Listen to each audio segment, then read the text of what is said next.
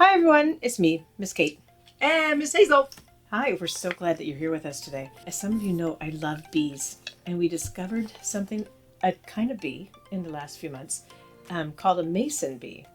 And a mason bee is a bee that lives by itself. It doesn't live in a hive with others. It's not a honeybee, but a super pollinator, which is really great. Oh, that's in fact, important. yeah, with all of our rain this year, we have what's called a super bloom here in California, which means their fields are just covered in flowers. So we need these super pollinators to keep it all going. Is it a house for the mason bees? It's a house for the mason bees, yes. They burrow in, and it's only the females, so all females can have babies, so they don't need any workers at all. But they go in and they lay their eggs, and then they put some like flowery stuff in there to feed the babies when they come out. They lay the female eggs in the back and the male eggs in the front. I don't know how they know, but they do that.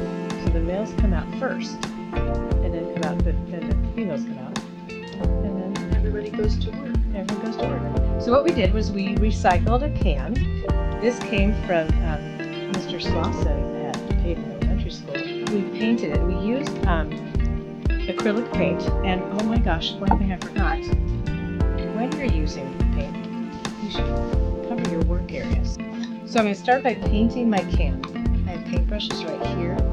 And you can do any design. This is where you get to have fun with it. The acrylic also really covers well on the cans. You can see how it's getting in there in blues. I do too. I think I'm going to paint it all blue, and then I'll add my design over it. Paint the bottom. I paint the bottom. Okay. Do you need to paint the bottom? I don't know. You're the artist. You get to decide what you want to do. Okay, I'm going to wash that paintbrush later, but right now, I'm just going to quickly dab on some design for us.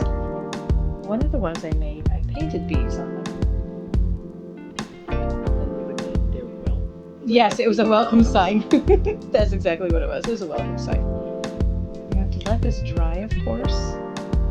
Okay, so just stop here. It does look like it's happening. I'm going to move these over because we don't need them right now, but I do have to wash my paintbrushes later. Now, here comes the fun part. We're going to make these tubes out of paper. So I need to measure how tall my jar. Oh, another important fact.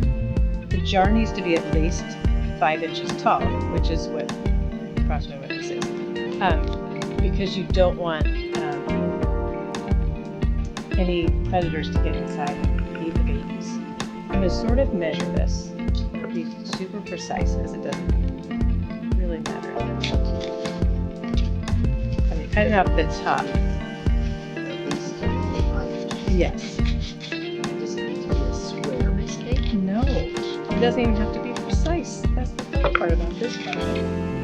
So I'm taking a pencil and I'm going to roll the paper right around the pencil like this to make my tube. Then I'm going to tape a piece of tape. I'm going to see. I'm going to tape it closed like this. Once it's taped on there, then I can pull it off. And then I can push it into my tube. I did not measure very well. Okay, so I did tape it, but now I'm going to just chop off the top there. Okay, so now this is pretty full. This little jar right here, this can right here. Now I'm going to take something else called kitchen twine. It is very strong. And the way I'm going to tie this is to loop it around and tie this into a knot with a long piece hanging off of it. You might need a partner to help you with this. You might need a partner, yes. This could be a partner project. Somebody could hold your finger down while you're making that knot. And you can use the grooves, if you have grooves in your can like this one has, you can use it to sort of hold the string right there. Then, I'm going to come across, I'm going to put my finger down, I'm going to loop it around again, cut off this end, and then carefully, this part is a little bit tricky, this is probably where you need a partner, loop it back under. See how I did that? I looped it back under the string so I could pull it. So now I can tie these two. So I line them up now. I can tie these two pieces together, and now you have something to hang on the tree. If you're having trouble with this, you could stop the video And watch it. and watch it.